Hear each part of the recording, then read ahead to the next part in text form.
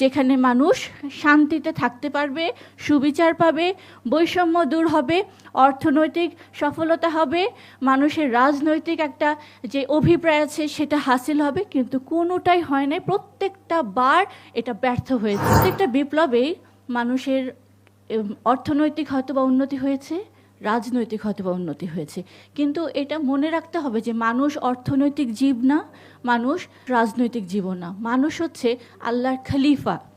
দেহ এবং আত্মার সমন্বয়ে আল্লাহর একটা অসামান্য সৃষ্টি। এই সৃষ্টিকে শান্তি দিতে পারে একমাত্র আল্লাহর দেওয়া সেই মূল মন্ত্র। প্রত্যেকটা আন্দোলন, প্রত্যেকটা বিপ্লবের মূল মন্ত্র ছিল মানব রচিত বিধানকে কায়েম করা, মানব রচিত বিধানকে প্রতিষ্ঠা করা, স্ট্যাবলিশ করা।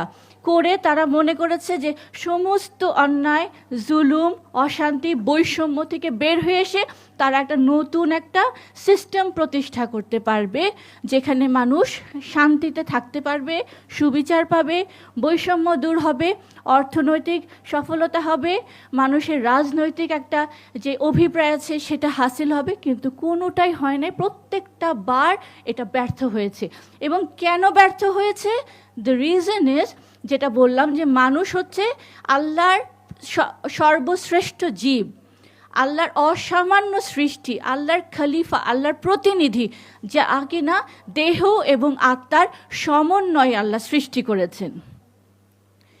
সেই সৃষ্টি শান্তি পাবে তখনই যখন আল্লাহর দেওয়া বিধান, আল্লাহর দেওয়া মূল মন্ত্র, আল্লাহর দেওয়া তরিকা, আল্লাহর দেওয়া প্রসেস, আল্লাহর দেওয়া code of life, system of লাইফটা তাদের জীবনে স্ট্যাবলিশড হবে।